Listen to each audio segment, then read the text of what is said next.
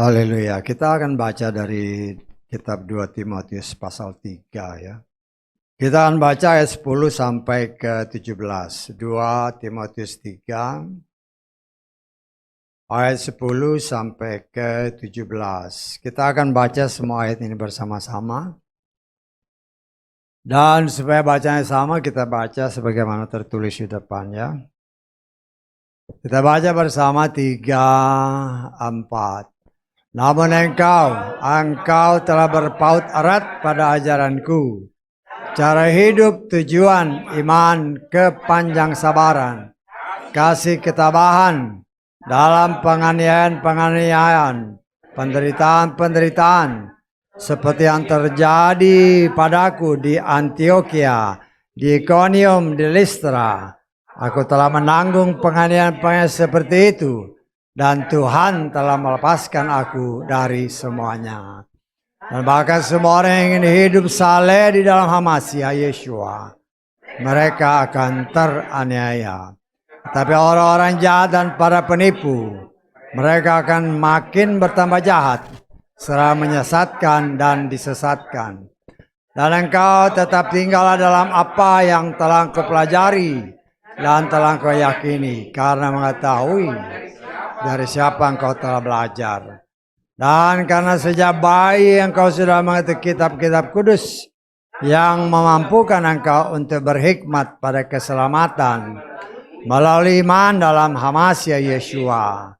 Seluruh kitab diilhami Elohim, bermanfaat untuk pengajaran, untuk teguran, untuk perbaikan, untuk pendidikan dalam kebenaran, sehingga manusia Elohim yang diperlengkapi untuk setiap pekerjaan baik dapat menjadi sempurna. Haleluya, amin. Silakan duduk. Puji Bapa Yahweh, kita bersyukur, kita percaya bahwa surat Paulus ini ya tertuju khususnya kepada Timotius ya, salah seorang, kalau saya boleh katakan, murid yang sangat juga dikasih oleh Paulus ya. Dan dari ayat-ayat sebelumnya kalau kita baca ya, kelihatannya Paulus juga mengenal ibunya, mengenal neneknya ya, si Timotius ini. Dan berdasarkan firman Tuhan yang sudah pernah kita baca, Timotius ini ibunya Yahudi, bapaknya Yunani ya. Sehingga ya karena itu kan pernah ada orang yang bertanya, itu dibaptis, disunat.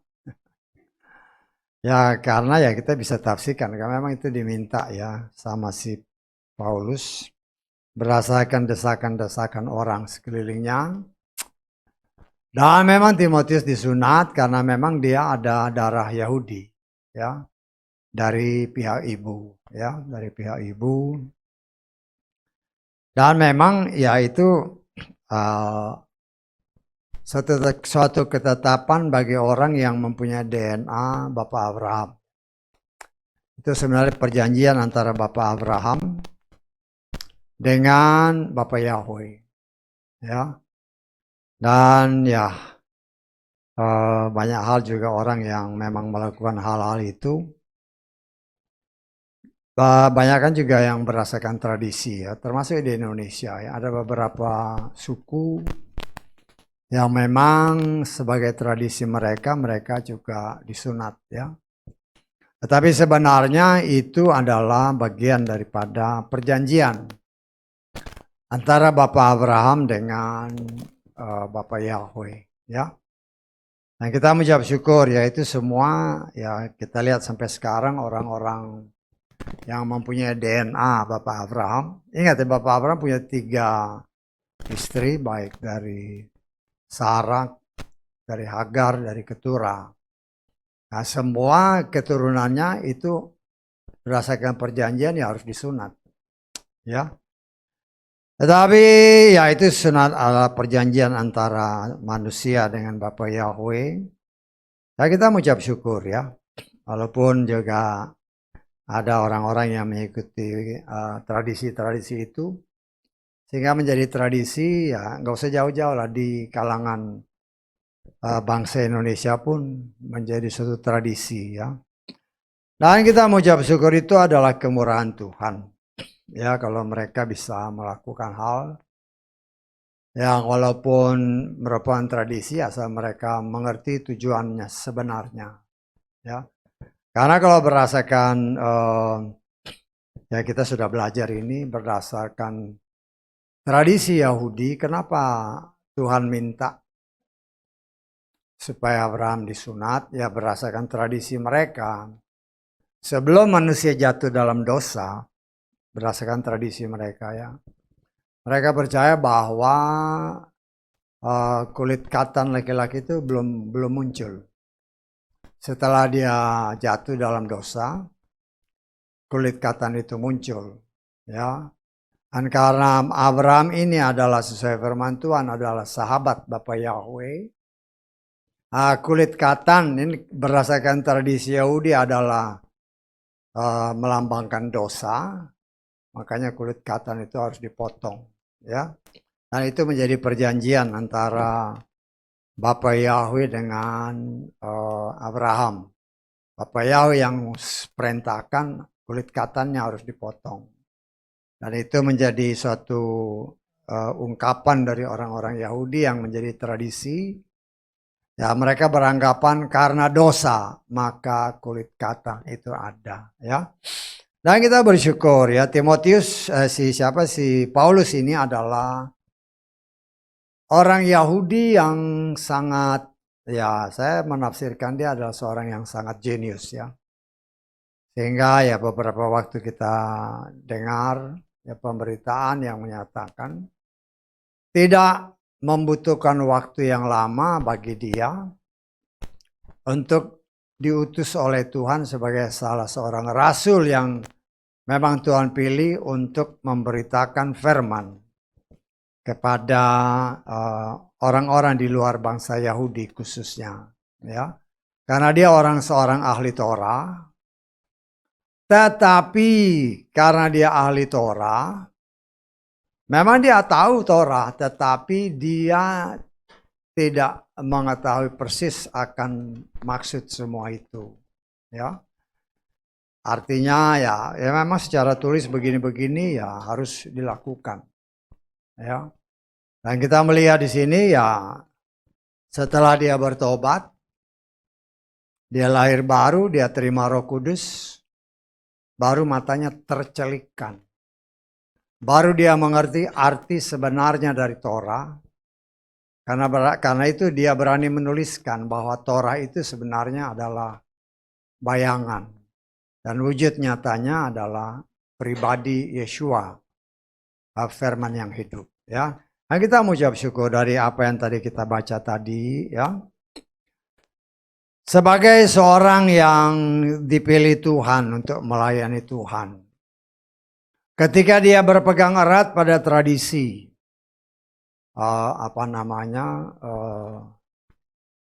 tradisi Yahudi dan tradisi mengikuti Torah. Ya kalau tadi saudara dengar kesaksian kan, siapa yang suka mengeksekusi? Torah itu kan mengeksekusi banyak orang. Betul enggak? Ya, memang ada perintah Tuhan menyembah yang lain dibinasakan. Yang lain itu hanya ikut-ikutan. Sudah enggak ya? Jadi kita harus lihat itu dengan kacamata yang benar-benar ya mengerti bahwa Tuhan sendiri kan yang perintahkan kan. Berani engkau menyembah ilah lain, binasa. Karena itu ada air bah itu ya. Yang selamat kan hanya penyembah Yahweh yang taat.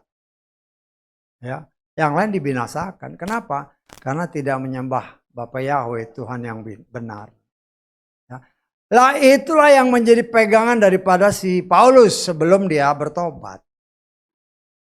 Sehingga menurut kesaksiannya, ya, dia menganiaya banyak orang, bahkan juga ya dapat dikatakan sampai mati ya. Kita lihat di dalam Kisah Rasul ya. Kisah Rasul yang buat gambaran aja pasal 22. Kita baca ayat 3 dan ke-4 ya. Aku sesungguhnya adalah seorang Yahudi yang dilahirkan di Tarsus, Kilikia. Tetapi dibesarkan di kota ini di bawah kaki Gamaliel, yang dididik sesuai dengan ketepatan Torah para leluhur, untuk menjadi seorang yang giat bagi Elohim sama adanya, seperti kamu semua pada hari ini.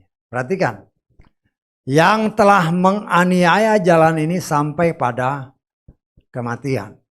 Ya, dengan menangkapi dan menjebloskan baik pria maupun wanita ke dalam penjara, sebagaimana pula ya, yang imam besar dan seluruh tua-tua telah bersaksi kepadaku, yang juga setelah menerima surat-surat dari mereka untuk saudara-saudari di Damaskus, aku pun pergi untuk membawa mereka yang ada di sana dengan dibelenggu, agar mereka dapat dihukum di Yerusalem.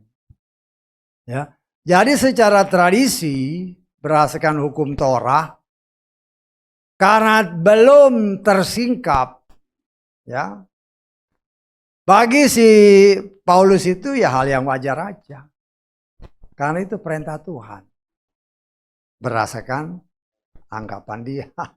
Ya, dan jangan heran ya. Sebenarnya kalau kita melihat ini, ya kita baca dalam kitab apa ini? Kitab Galatia ya. Galatia pasal ke-6. Ayat ke-7. Janganlah kamu disesatkan, Elohim tidak dapat diolok-olok. Karena apa saja yang seseorang taburkan, itu juga akan dia tuai. Dia mengakui tadi kan dari ayat-ayat yang kita baca. Ya, dia mengalami aniaya. Betul nggak? Padahal di dalam Kisah Rasul tadi, orang dia bunuh. Orang dianiaya, pengikut jalan Tuhan, dia binasakan. Karena itu jangan heran apabila dalam menjalani pelayanannya, paling banyak aniaya itu ditulis memang untuk dia. Kenapa? Ya ini hukum tabur tuai. Tetangga. Jadi segala sesuatu, Tuhan itu setia sama firman-Nya. Bukan melihat si Paulus itu siapa, walaupun Yesua sendiri katakan kepada Ananias yang diutus oleh Yesua, pergi layani dia. Ya. Ketika Ananias kata, oh Tuhan orang ini begini. Yesua bilang, ini pilihanku. Ya. Dan akibat dia dahulu menganiaya umat Tuhan, akhirnya boleh dikatakan setelah dia dipanggil untuk melayani Tuhan, sampai selesai hidupnya di muka bumi, penuh dengan aniaya, penuh dengan penderitaan. Berdasarkan kesaksian dia, kan berapa kali, kalau saya nggak salah ingat 3 kali dia kapalnya karam. Dianiaya, dicambuk berkali-kali, 40 kurang 1. Berdasarkan apa yang tertulis. Kenapa? Ya, memang dia nggak ngomong, aku menabur dan menuai. Tapi tertulis kan, dia sendiri yang nulis surat itu di Galatia. Ya, dahulu dia penganiaya jemaat, dan sekarang dia dianiaya. Ya, sebagai upah. Bagaimana Tuhan kasih lihat kepada si Paulus. Engkau menganiaya orang, sekarang di dalam mengikuti Tuhan. Yang dia aniaya itu kan yang mengikuti Tuhan kan. Nah, sekarang ketika dia mengikuti Tuhan, dia yang dianiaya. Jadi impas. Ya, impas. Tapi berdasarkan apa yang diakui dan apa yang kita baca tadi, jelas dikatakan bahwa Tuhan telah melepaskan dia dari semua aniaya-aniaya itu. Pertolongan Tuhan Berapa kali kan dia mau dirajam, mau dibunuh. Tuhan masih meluputkan dia karena waktunya belum sampai. Ya. Nah, kita mau ucap syukur, kita belajar dari situ. Artinya orang yang sebenarnya seperti apa yang dikatakan di dalam ayat kita baca ayat ke-12 ya. 2 Timotius tadi. 2 Timotius 3 ayat 12 kita lihat.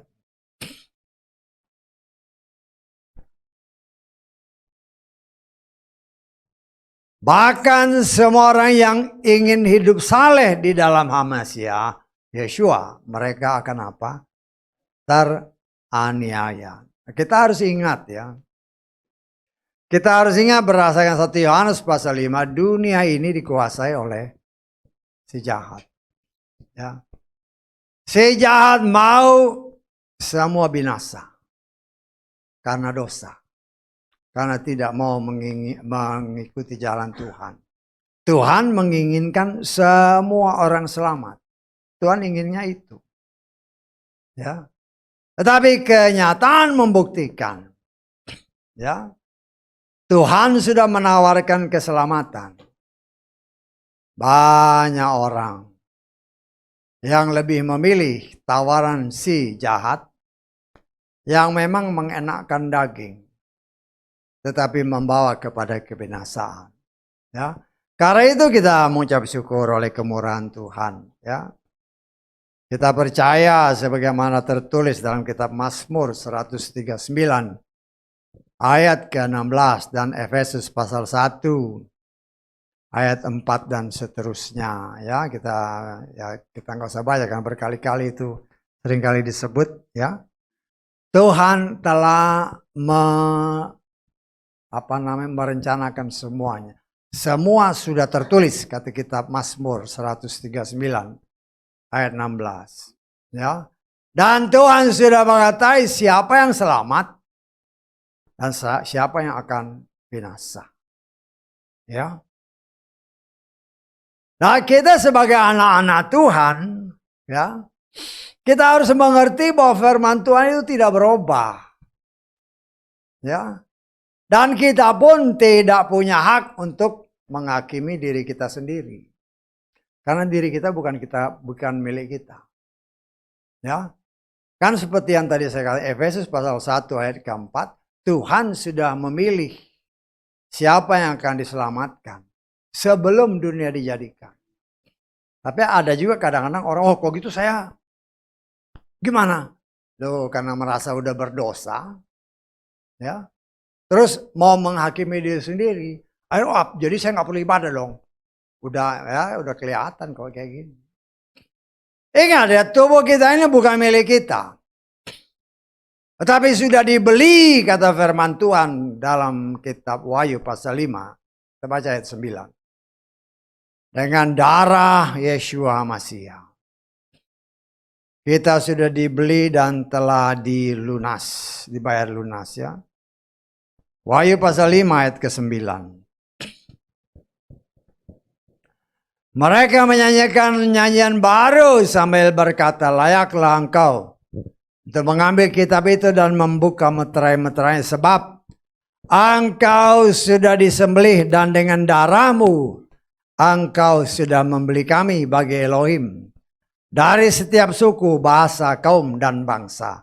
Ini bukan berbicara bangsa Israel, tetapi berbicara semua umat manusia. Dia mati itu memang untuk semua manusia. Bukan hanya untuk bangsa Israel.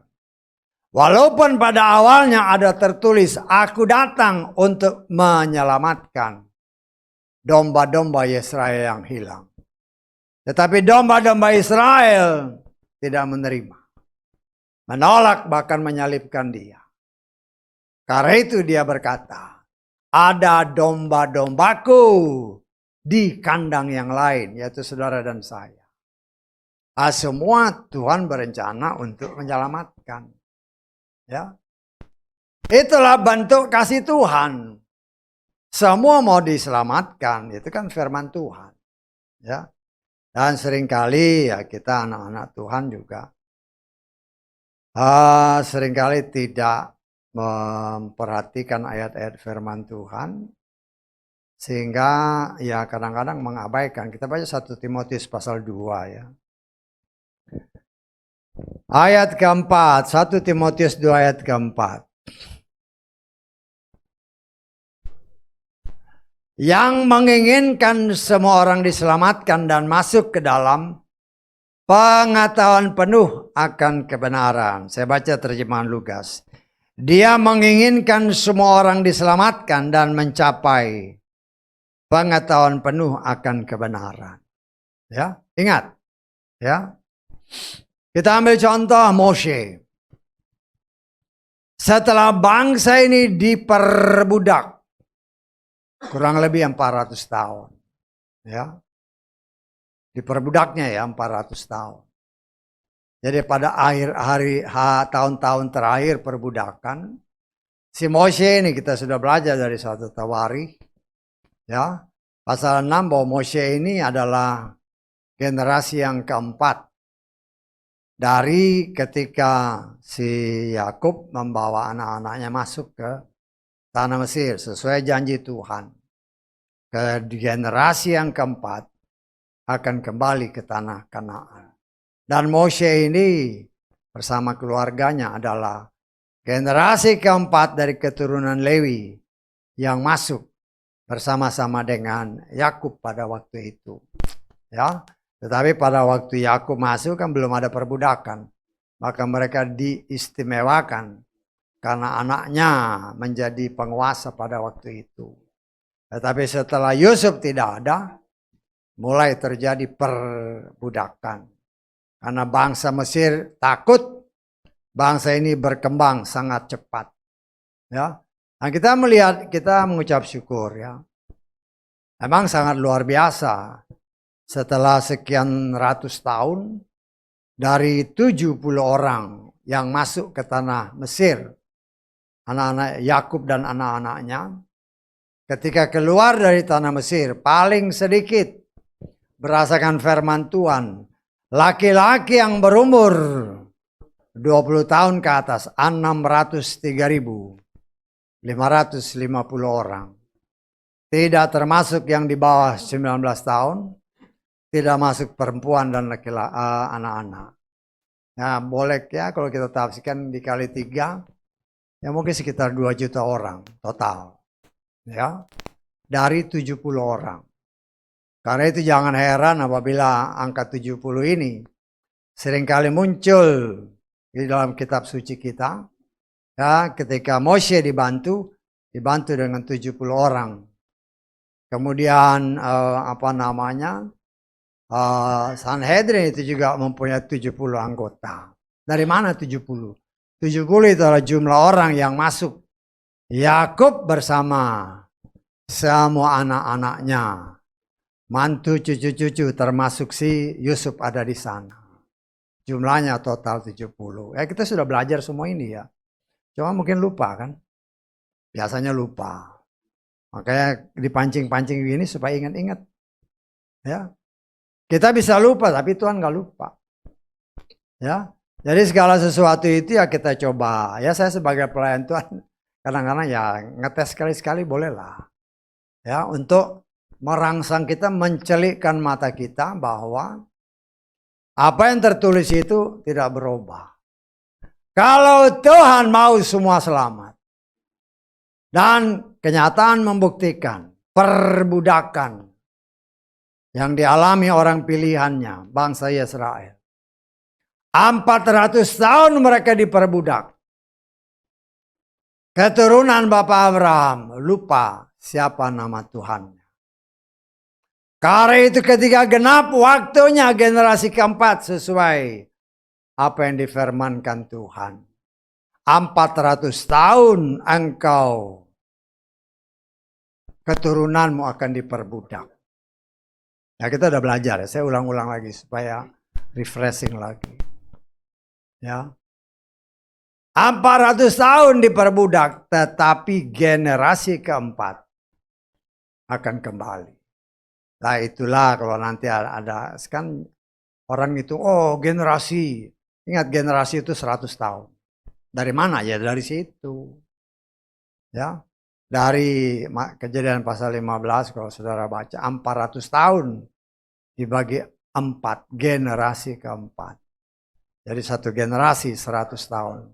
Di luar sana kan orang bilang 80 tahun itu salah. Yang dia ambil itu dari Mazmur 90 itu umur bukan generasi. Dan kalau saudara bikin lifetime-nya Adam sampai ke Abraham 20 generasi 2000 tahun. 2000 dibagi 20, satu generasi 100 tahun. Ya. Jadi kalau ada ya kan banyak orang bilang, wah generasi 80 tahun itu bukan generasi. Tapi ya kita melihat itulah kalau orang tidak teliti ya sudah main asal aja sebut karena nggak ada dasarnya. Ya. Nah, kita mengucap syukur ya kita belajar dari Kejadian 1 ayat 1 sampai saat ini banyak hal yang Tuhan singkapkan sehingga kita mengerti. Karena firman Tuhan katakan, Dia mau semua orang selamat. Karena itu kita, kata 1 Timotius tadi kan, pasal 2 ayat keempat, memiliki pengetahuan pengenalan yang penuh dan benar akan Tuhan. Ya. Karena itu dikatakan ayat-ayat yang tadi kita baca. Kitab suci yang saudara dan saya miliki, yang terdiri dari 66 kitab. Itu semua paling sedikit mempunyai 4 fungsi. Sebagaimana tertulis dalam ayat 16. 1, mengajar kita. Ya. Kalau di ayat kita di sini teguran, tapi dalam terjemahan LAI ya mengajar, menyatakan kesalahan, memperbaiki tingkah laku perbuatan untuk membawa kita kepada kebenaran. Contohnya Moshe, 400 tahun bangsa ini diperbudak, lupa nama Tuhan. Sehingga ketika waktunya genap dan Tuhan memanggil Moshe, dia nanya, siapa namanya? Enggak tahu dia namanya. Lupa nama Tuhannya. Sehingga Tuhan harus menyatakan, Dialah Yahweh Elohim leluhurmu. Bapak Abraham, Ishak, dan Yakub. Baru dia ngerti. Ya. Tapi ya kalau hanya memperkenalkan diri itu ya namanya manusia kan. Apa yang dia perbuat? Apa kau menyebut dirimu Tuhan terus kasih lihat dong bisa apa kan gitu. Ya. Kita menganggap dia Tuhan loh, kasih lihat dong. Apa yang Tuhan bisa lakukan? Nah itu kan terjadi sama Moshe. Nah kita melihat Tuhan memperlihatkan begitu banyak mujizat. Paling sedikit 10 tulah yang diturunkannya untuk membebaskan umat pilihannya dari cengkeraman si Mesir ini, Firaun dengan seluruh rakyatnya. Ya, Tuhan kasih lihat semua luar biasa. Moshe yang langsung berhadapan, ya, bersama dengan kakaknya si Harun. Untuk memperlihatkan Tuhan yang disembah oleh leluhur mereka adalah Tuhan yang maha kuasa yang sanggup untuk membebaskan. Ya, sesuai janjinya. Kan yang janji itu Tuhan. Ya, generasi keempat akan kembali. Ya. Dan banyak orang memang ya karena nggak ngerti. Ya karena memang dulu juga saya belajar. Kalau saudara buku-buku agama kan, dulu kalau saya nggak salah belajar waktu SMP itu kan buku-buku agama. Kenapa bangsa saya diperbudak?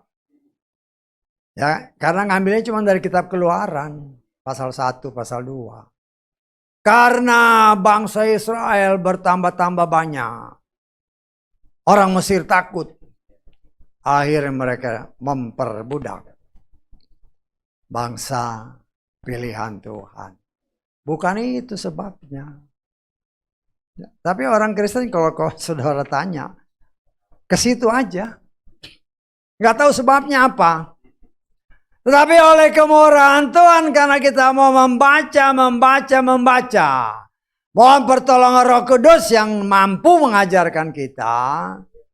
Tuhan buka bapak moyangnya berdosa. Bapak Abraham waktu ibadat tidur. Nanti saudara baca di dalam Kejadian 15. Karena itu di tempat ini kan saya bilang, kalau di kiri kananmu ada orang tidur, disenggol aja. Kalau ada tempatnya agak jauh, pakai karet aja, cetak. Kan kadang-kadang jauh kan, pakai karet aja, cetak. Loh kita, karena dia tidur, turunannya diperbudak. Loh itu serius ya, Tuhan apalagi dalam hal ibadah, jangan main-main. Kan dalam kitab Torah kita belajar. Engkau tidak beribadah kepada Bapa Yahweh, mati. Jadi bukan karena ajaran dari luar, itu perintah Bapa Yahweh. Kenapa dia punya hak? Karena kita manusia diciptakan oleh dia. Karena itu kita diajar supaya tertib. Ya, segala sesuatu. Ya, kalau kita tidak mempraktekannya, ya, artinya segala sesuatu yang sudah tahu salah, terus dibiarkan begitu aja, tidak langsung diambil suatu tindakan untuk menghukum, yang akan menjadi lebih jahat. Bisa nggak maksud saya? Udah tahu nggak benar, nggak dihukum, akan lebih jahat. Loh itu bukan kata saya. Kita baca Pengkhotbah pasal 8. Ayat 11. Oleh karena hukuman atas perbuatan jahat tidak segera dijalankan, maka hati anak-anak manusia dipenuhi kecenderungan untuk apa? Berbuat jahat. Di negara-negara yang beberapa 10 tahun 20 tahun yang lalu kayak Cina kan, korupsinya merajalela. Tapi begitu pemimpinnya mengambil tindakan korupsi, mati, langsung drop. Ya kalau di sini, ya korupsi dihukum, tapi di penjara pesta dia. Karena duitnya banyak kan dia. Loh itu kenyataan kok ada di media-media sosial. Tapi itulah ini yang dikatakan pengkhotbah menyatakan. Salomo menyatakan kalau orang sudah berbuat jahat tidak langsung dihukum. Kan merajalela perbuatan jahat. Karena itu Tuhan kita tegas. Dalam hal ibadah dia kasih contoh. Orang pilihan bapak moyang orang Israel. Karena dia berdosa, keturunannya diperbudak. Tetapi karena dia mengasihi Abraham, ada batas waktu. Setelah genap waktunya, dia membangkitkan orang-orang seperti Moshe. Untuk memulihkan kembali orang pilihannya. Dan dia, Bapak ya, memperkenalkan diri kepada Moshe, akulah Elohim leluhurmu. Ya. Jadi apa yang tadi kita baca tadi, apa yang tertulis dalam kitab suci, itu harus mengandung pengajaran. Loh si Moshe ini nggak tahu apa-apa, siapa Tuhan itu, nggak ngerti dia. Karena itu setelah bangsa ini dibebaskan, mereka menuju ke tanah perjanjian di Gunung Sinai. Lah, dipanggil yang Moshe, ayo naik ke atas. Diajarin. Tanggal. Diajarin aturan, perintah, dan ketetapan Tuhan.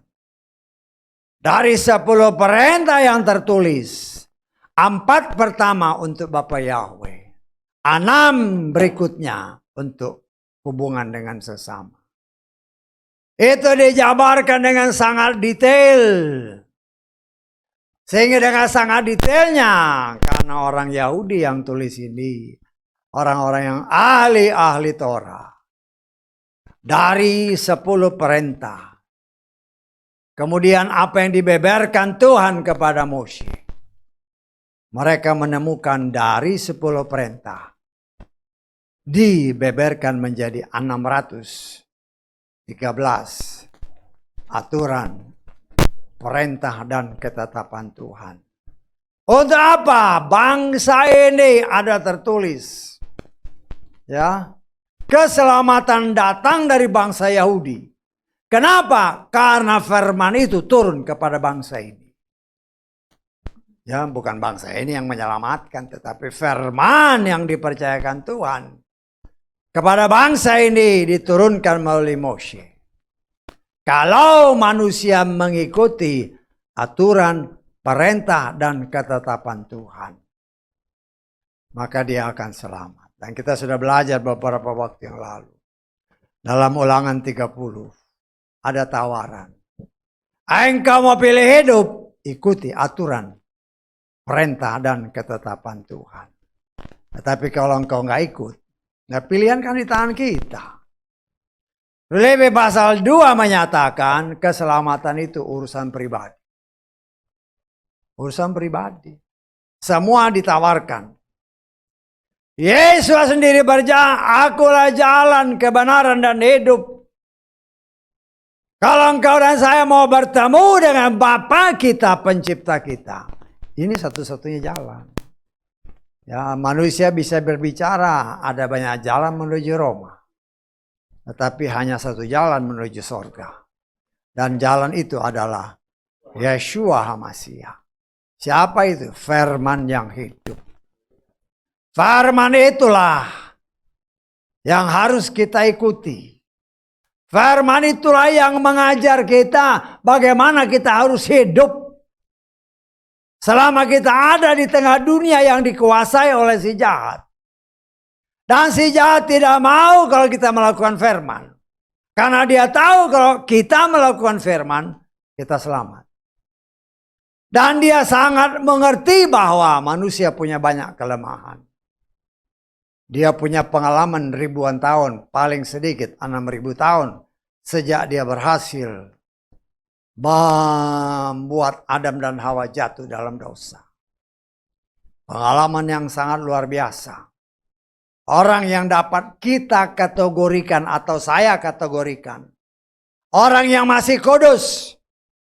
Bisa dia tipu. Walaupun ya kalau kita bilang kudus seutuhnya tidak. Karena sebenarnya telah terjadi pemberontakan. Dan banyak orang Kristen yang tidak mengerti ini. Kalau ditanya apa dosanya? Makan buah. Bukan itu yang pertama. Dan inilah yang tersembunyi kalau kita tidak belajar sungguh-sungguh nggak ngerti.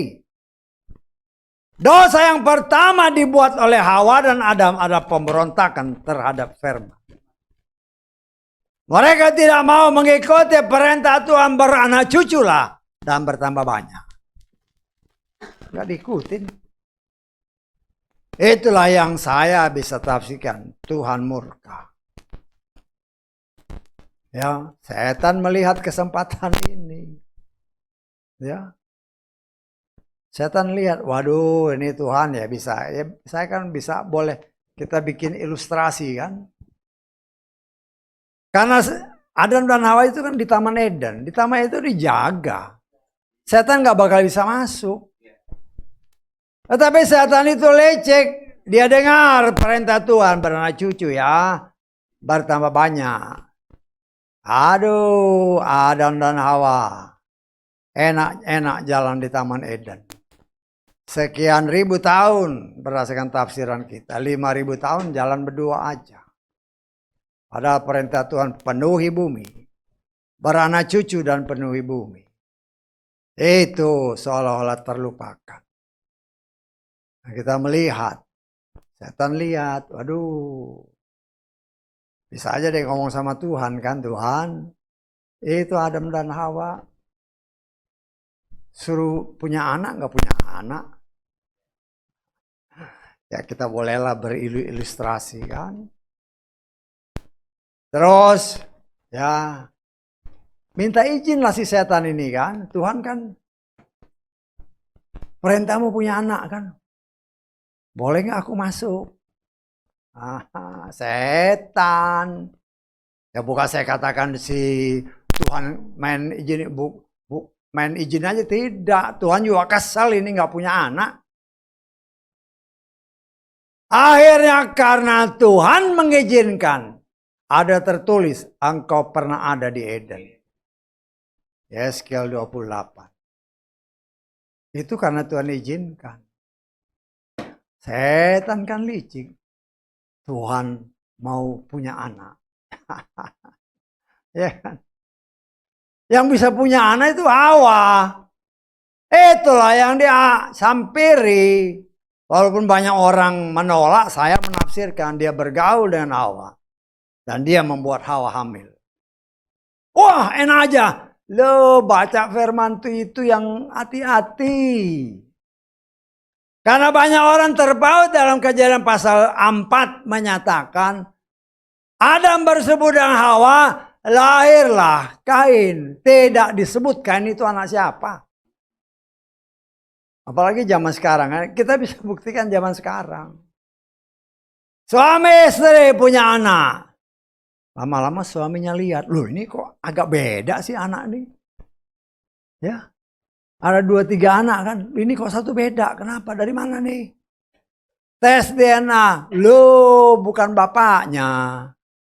Betul nggak? Pernah kejadian gitu kan? Itu untuk mencelekan mata kita. Bahwa apa yang terjadi di Eden lah seperti itu. Sehingga ketika si Kain sudah besar, bukan baby ya. Lah itu yang kadang-kadang orang salah lihat. Karena terjemahan di LAI itu anak kecil. Padahal amin. Sudah dewasa. Karena sudah dewasa, Hawa surprise atau excited lah. Atau apa namanya itu, terheran-heran. Karena itu dia bilang, aku dapat orang ini karena pertolongan bapaknya. Kenapa yang dia lahirkan itu raksasa? Saya tanggap. Kaget dia, loh ini raksasa. Tapi lahir dari rahimku. Ya, banyak orang yang sulit menerima itu karena nggak mau baca firman dengan sungguh-sungguh. Ketika Tuhan memberikan satu orang anak lagi, kan si Adam berbicara. Tuhan memberikan aku seorang anak dari benih yang lain, bukan benih yang Kain. Benih yang lain sebagai pengganti Habel. Baca yang benar. Walaupun Tuhan sudah kasih lihat, ada memberi nama istrinya Hawa. Kenapa? Firman Tuhan sendiri menjelaskan. Karena Hawa itu ibu semua bangsa. Semua manusia. Loh kita harus jalan. Ini kan namanya pengajaran. Untuk mengajar kita supaya kita mengerti benar. Karena ada tertulis 1 Yohanes pasal 3. Ada anak setan. Ada anak Tuhan. Dari mana anak setan itu? Lah itu yang harus kita buka. Dan kita semua jawaban ada tertulis dalam kitab Torah. Dan itu hanya dibuka bagi orang yang mau sungguh-sungguh mencari dia. Walaupun banyak orang yang menentang, buat saya sih nggak jadi masalah. Ya, apa mungkin? Loh, kan dari banyak aspek kita bisa lihat. Kalau kita tanya orang, ya, yang pertama diciptakan kayak itu Adam kan? Hawa itu dari mana? Dari tulang rusuknya Adam. Logika. Darahnya sama nggak? sama. Ya. Darahnya sama. Sekarang ada berapa darah? Dari mana? Ya kan? Dari mana darah itu? Berbicara darah juga berbicara jiwa.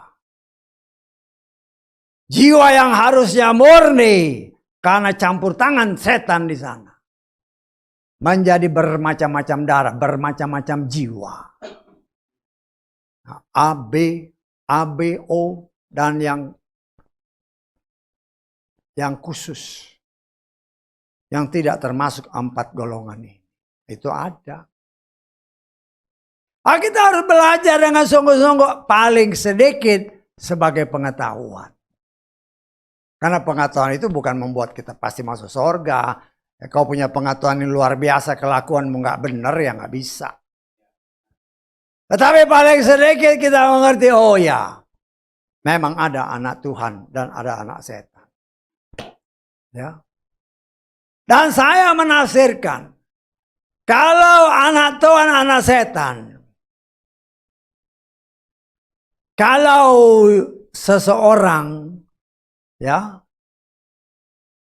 mempunyai jiwa yang dominan milik setan, yang berasal dari setan, dia mempunyai hati seperti jalanan. Firman ditabur tidak akan bisa merubah dia. Saya nggak? Nggak bisa. Kan hati jalanan kan, begitu ditabur ya burung mengambil. Nggak bisa ada hasilnya. Tetapi kalau orang yang ya katakanlah hati yang subur pun ada 3. Yang menghasilkan 30, menghasilkan 60, menghasilkan 100. Tuhan mau yang perfect. 100. Ada hati yang seperti bersemaduri, ada hati yang berbatu-batu. Toh ya kadang-kadang bertumbuh juga kan. Tetapi inilah karena Tuhan mau yang 100. Maka diberikannya aturan, perintah, dan ketetapan untuk membersihkan jiwa yang sudah dirusak sama setan. Yang tadinya hanya jiwa Yeshua, hanya jiwa dari Bapa Yahweh. Tetapi karena setan masuk, sudah bermacam-macam darah, bermacam-macam jiwa, bermacam-macam karakter. Dan firman Tuhan ada tertulis, terimalah firman itu dengan lemah lembut, kata Yakobus 1 ayat 21. Karena firman itu yang dapat menyelamatkan jiwa kita. Jiwa berbicara darah. Darah yang sudah dinodai oleh si jahat. Hanya firman yang dapat membersihkan. Karena itu kita diajar. Ya diajar, ditegur, kata berdasarkan tulisan ini. Terjemahan lain dinyatakan ya mengajar, memperbaiki tingkah laku perbuatan. Ditegur kalau terjemahan ini. Tapi banyak orang yang nggak mau ditegur kan. Ya, banyak orang yang nggak mau ditegur. Ya saya sangat merasa karena saya sebagai pelayan Tuhan, seringkali ada firman yang mungkin keluar dari mulut bibir ini. Aduh, enak aja. Dah, sudah. Karena ada orang yang berpikir seperti itu. Aku yang dicecer terus. Loh, memangnya firman hanya untuk kau sendiri. Apalagi disiarkan di media sosial begini. Semua orang. Di mana mereka mendengar, Tuhan beri kesempatan untuk firman itu mereka tangkap. Karena firman yang murni itulah yang dapat menyelamatkan semua orang yang bisa menerima. Kalau kebetulan kita ditegur, jangan marah sama yang ngomong, marah sama Tuhan. Karena Tuhan mau kita itu memang dibersihkan, karena itu ditegur, udah salah ya salah. Tapi kan namanya, itulah karakter Adam dan Hawa sejak awal. Udah tahu berdosa, tidak ada satu ayat pun yang menyatakan, Tuhan ampuni aku ya, aku salah. Nggak ada ayatnya. Itulah karakter manusia. Sudah salah, anteng-anteng aja. Oh kan Tuhan baik. Ya memang Tuhan baik. Ya Tuhan memang baik. Tetapi hukum tak bertuai. Walaupun orang seperti si Paulus ini sudah melayani kemana-mana, tapi engkau pernah menganiaya umatku, maka dia menerima apa yang kau tabur, itu yang kau tuai. Walaupun pada akhirnya saya mengimani dia selamat. Tetapi dalam hidupnya sepanjang dia melayani Tuhan, boleh dikatakan penuh dengan aniaya, penuh dengan penderitaan. Ya karena dia yang melakukan hal itu. Ya memang dia nggak sebutkan. Dia nggak sadar kalau itu perbuatan dia. Apa yang dia terima itu adalah akibat perbuatannya dahulu.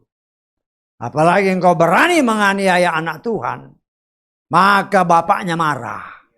Bapaknya marah ya sudah. Tetapi kita belajar dari situ. Seringkali kita ditegur oleh firman. Hanya kadang-kadang kita mengeraskan hati. Oh saya enggak. Ya enggak apa-apa sih. Kan banyak orang seperti itu. Oh bukan saya. Ya enggak apa-apa. Seharusnya ya terima aja firman itu. Jangan langsung berontak. Enggak ada gunanya. Karena firman itu kan diberitakan untuk semua orang. Termasuk untuk saya. Kan kadang-kadang saya. Bukan kadang-kadang. Pokoknya habis pemberitaan. Kan saya dengar lagi. Dari situ saya pun mendapatkan pembukaan-pembukaan baru. Padahal itu keluar dari mulut ini. Tetapi mulut ini sebagaimana yang saya doakan. Atur kata-kata ini Tuhan. Dari awal pemberitaan sampai akhir. Semua daripada Tuhan. Dan saya merasakan itu. Ya. Karena saya saya tidak pernah terpikir kata-kata itu keluar ketika saya dengar lagi kan. Oh ada ini. Saya dapatkan berkat. Saya dapatkan berkat dari situ. Ya. Hanya sayangnya karena ya itulah. Kalau saudara baca di dalam 2 Timotius pasal 3 ayat ke-1 dan seterusnya. Itulah karakter manusia zaman sekarang. Egois, gak mau ditegur. Ya, segala macam kan kalau saudara baca karakter manusia akhir zaman dari ayat 1 sampai seterusnya ayat 9. Itu karakter manusia. Tetapi semua itu karena Tuhan punya rencana untuk menyelamatkan. Dan dia sudah tahu siapa yang selamat dan siapa yang tidak. Yang selamat yang mereka mau menerima firman. Ya. Mungkin di sini ada atau di luar sana. Wah, aku kayak gini masa selamat. Loh, jangan kau hakimi. Ingat ya, kita ini bukan milik kita lagi. Ya, milik dia kan Wahyu tadi kan. Engkau sudah dibeli dengan harga yang mahal, darah Yesus. Ya. Karena itu apapun firman yang diberitakan, kalau itu memang tertulis, terima aja. Karena suatu saat apa yang ditabur, dia akan berhasil. Saya tanggap ya. Jangan tolak ke firman ini mungkin keras. Terima aja. Biar firman itu yang bekerja. Ya, di dalam hidup kita. Tetapi kalau firman itu engkau tolak, ya sudah. Salah siapa? Salah kita sendiri. Karena ego kita tidak mau menerima firman yang dapat menyelamatkan kita. Dia mengajar kita. Dia menyatakan kesalahan. Kalau kita salah, terima aja. Tetapi banyak orang karena egonya tinggi. Tidak bisa menerima kesalahan. Ya, tidak bisa. Dan orang seperti ini. Ya, dia akan menerima upahnya. Menyatakan kesalahan. Memperbaiki tingkah laku. Kalau kita menerima firman Tuhan, maka firman itu akan bekerja dalam hidup kita dan dia akan merubah kita. Supaya kita berubah. Tanpa firman tidak mungkin kita berubah. Firman memang banyak, tapi nggak ada Roh Kudus, ya sudah. Paulus itu ahli Torah. Tetapi sebelum dia menerima Roh Kudus, dia tidak mengerti apa maksud sebenarnya. Karena itu dia menganiaya orang-orang yang mengikuti Yeshua. Tetapi ketika waktu Tuhan genap dan dia bertobat dengan cara Tuhan, dibaptis dengan benar, dengan nama yang benar, dengan orang yang benar, terbuka semua. Dia terima Roh Kudus, baru dia ngerti. Tadinya nggak ngerti dia, nggak ngerti. Nah itu yang harus kita ingat. Kalau kita baca firman nggak ngerti-ngerti, jangan-jangan nggak ada Roh Kudus. Karena Roh Kudus itu yang mengajar kita. Tanpa Roh Kudus kita bisa baca, tapi nggak ngerti. Sama seperti Paulus. Sama seperti dia itu ahli Torah, tapi nggak ngerti. Karena itu Yeshua berbicara kepada si Nikodemus, engkau ahli. Engkau guru orang Yesaya, engkau nggak ngerti apa yang aku katakan. Loh, Tuhan belak-belakan. Kenapa? Karena dia belum terima Roh Kudus.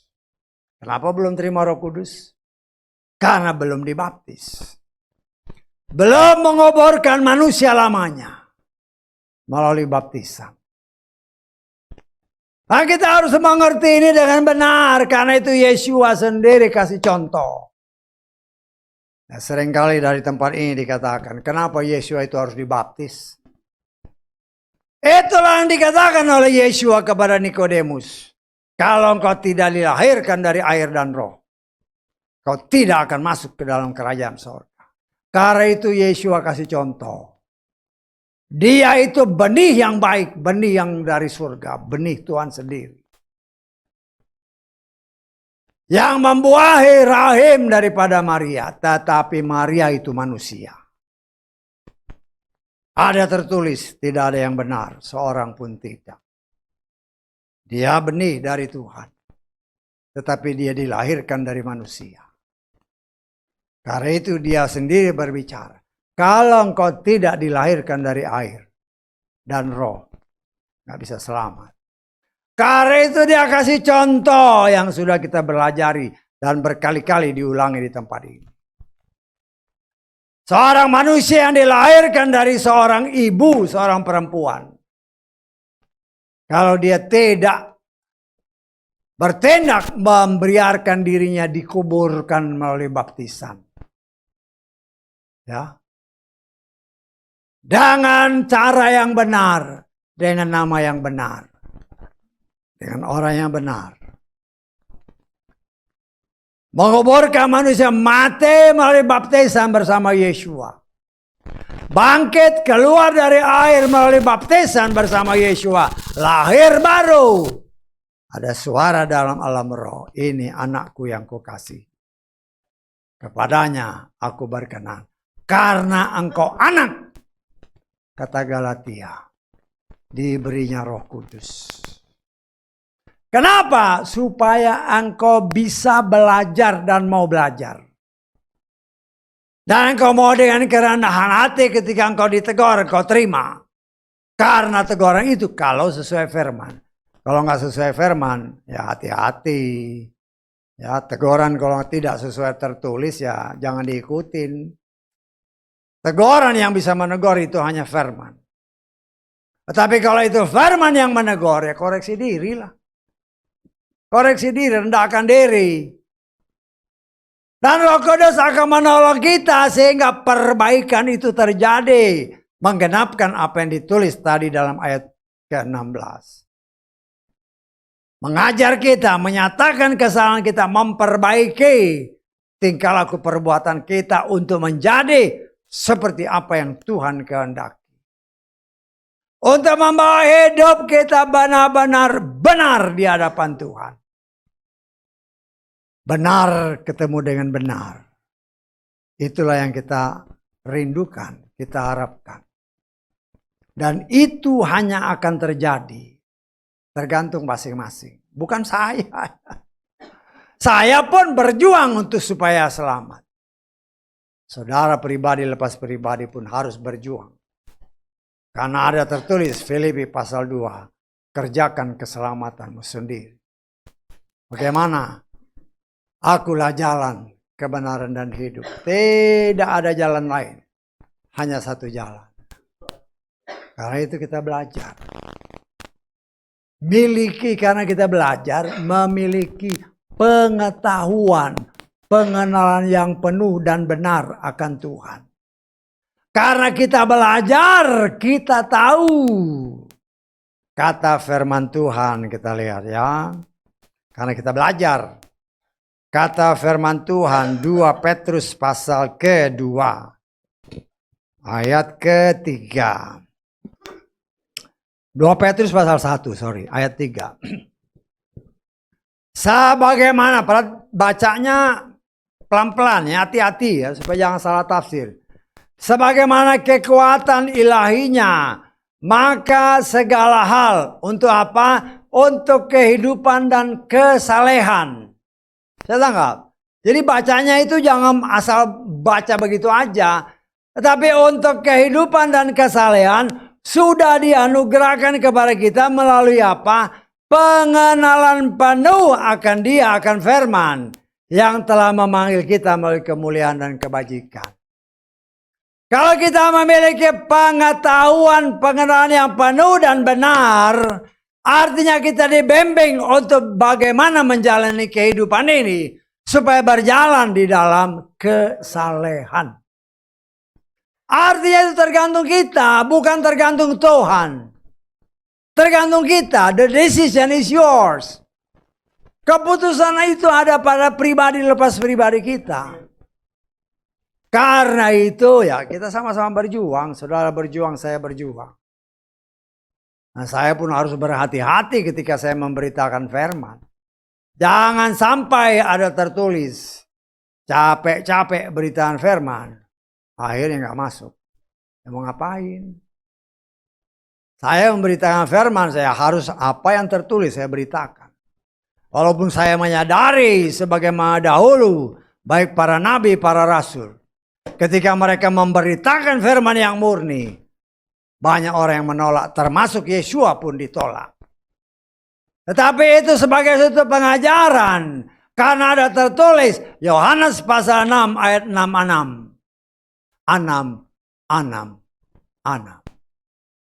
Karena Yesua ketika dia mengajarkan kebenaran yang murni, justru dia ditinggalkan. Apalagi saya, karena itu saya buat saya sih nggak jadi masalah. Artinya kalau saya melakukan kewajiban saya mewartakan apa yang benar, ya. Saya semua berdoa Tuhan, ingat ya, firman Tuhan katakan, kalau orang itu tidak dipanggil oleh Tuhan, nggak bisa, ya, nggak bisa. Lah kita berusaha memberitakan, ya dengan cara Tuhan. Kalau memang orang ini adalah orang pilihan, firman yang bagaimanapun dia akan terima. Karena firman itu kalau kita terima, suatu saat dia akan bekerja dalam hidup kita. Untuk membawa kita mengetahui bagaimana supaya hidup dengan benar, hidup dalam kesalehan. Karena itulah yang Tuhan kehendaki. Karena itu di tempat ini seringkali saya mengingatkan kepada saudara, kalau baca firman itu hati-hati. Apalagi terjemahan kita ini banyak yang kurang tepat.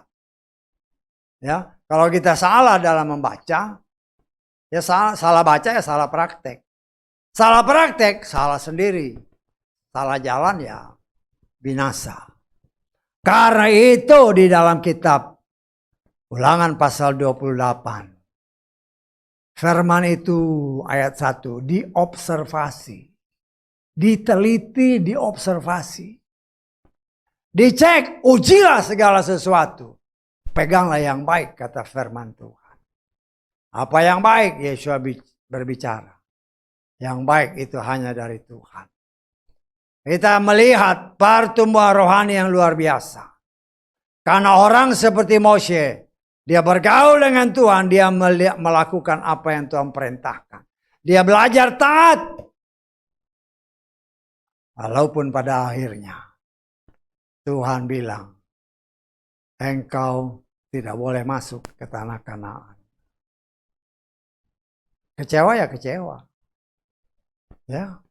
Tapi bagi Tuhan dia tidak melihat orang. Dia melihat engkau tidak mempermuliakan aku. Di tengah umat, di tengah manusia. Jangan kira itu hanya Mose. Itu pun berlaku untuk saudara dan saya. Kalau kita tidak mentaati firman-Nya. Ya. 40 tahun kurang lebih dia berjalan memimpin bangsa ini. Pada akhirnya engkau tidak boleh masuk. Sudah berapa tahun kita bertobat? Kalau pada saatnya nanti cuman dengar, oh sudah pengangkatan, berarti kau nggak diangkat. Cerita nggak maksudnya? Ya, oh pengangkat sudah terjadi, tapi kau masih di sini, berarti kau nggak diangkat. Lo jangan sampai terjadi penyesalan, tapi it's too late, sudah terlambat. Karena itu berusaha dengan sungguh-sungguh. Tuhan ya akan menepati janjinya. Walaupun sekian ratus ribu, 603.550 orang. Bangsa Yesaya yang berusia 20 tahun laki-laki. 20 tahun ke atas. Hanya 2 orang yang masuk. Dari 603.550 orang. Tuhan gak sayang. Padahal ada terus, ini anak sulungku. Anak sulung kau berontak. Out. Tidak ada kompromi.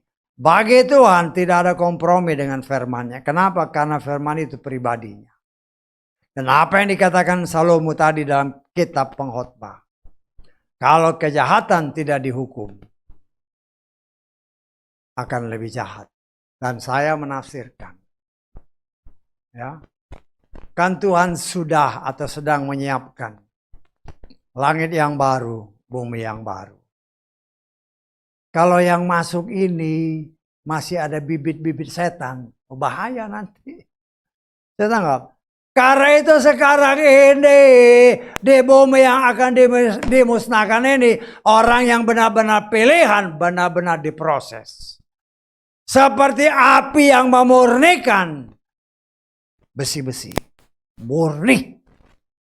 Emas yang murni. Tidak bercacat celah. Karena yang murni inilah yang akan masuk ke tanah. Langit yang baru, bumi yang baru. Dan Tuhan tidak menghendaki ada pemberontakan lagi di sana. Karena itu langit yang baru, bumi yang baru, tidak ada lautan lagi. Loh kenapa? Harus ditanya begitu sama Tuhan. Seringkali dalam kitab Wahyu, muncullah binatang dari laut. Berarti laut tempat bersarangnya setan. Karena itu di langit yang baru, bumi yang baru, tidak ada lautan. Saudaraku yang dikasih, kita sama-sama berjuang, saudara berjuang, saya berjuang. Saya sangat mengimani waktunya sudah sangat dekat. Nah, saya tidak bisa bilang pasti gini, nggak bisa, nggak ada yang bisa tahu. Tetapi merasakan tanda-tandanya. Ya, seperti yang kemarin semalam kan. Seorang rabi menyatakan, Bait Suci pasti dibangun tahun ini. Ya boleh-boleh aja. Ya boleh-boleh aja. Masalahnya, kalau itu sempat dibangun, berarti memang sudah sangat dekat. Ya, sudah sangat dekat. Karena itu, ya anggap aja itu sebagai suatu signal lah bagi saudara dan saya. Walaupun ya saya secara pribadi memang tidak mengatakan itu pasti benar. Tetapi paling sedikit semua ini kan sinyal-sinyal yang Tuhan berikan. Karena saya percaya pembangunan Bait Suci itu harus perintah dari Tuhan. Dan Tuhan hanya berbicara kepada anak sulungnya, pimpinannya yang memang dia pilih. Ya kalau boleh dikatakan ya rabi-rabi. Rabi yang mana? Kan banyak rabi. Tapi mana dari sekian banyak rabi di mana Tuhan akan berbicara? Bangun. Kalau Tuhan yang bicara, ya kalau kita tidak siap-siap, jangan sampai terlambat. Walaupun ada tertulis, ada orang yang memang ketemu di sorga, kata Wahyu pasal 7. Ya, ketika si Yohanes ditanya, itu orang-orang yang baju putih itu dari mana? Yohanes berbicara, engkau tahu. Dan orang yang dari sorga ini berbicara, inilah orang-orang yang keluar dari kesukaran besar. Artinya ada orang yang memang harus melewati kesukaran besar. Tetapi sampai juga ke sorga. Tetapi saya mengimani. Dan ya kita sama-sama mengimani. Sama seperti Daniel. Daniel ketika Sadrah, Mesa, dan Abednego. 3 orang temannya. Ketika si Nebukadnezar membangun patung. Ada perintah sembah. Mereka yang ditonjolkan kan cuma 3. Mereka nggak mau nyembah. Saya percaya Daniel pun ada di samping Nebukadnezar. Dia juga pasti tidak nyembah. Pasti. Ya. Karena Nebukadnezar juga ngeri sama dia. Karena dia sendiri bilang, Daniel di mana roh yang kudus ada pada dia. Dan dia bisa mengungkapkan mimpi yang tidak diceritakan kepada siapapun. Harus bisa disingkapkan dan harus bisa disingkapkan artinya. Hanya Daniel.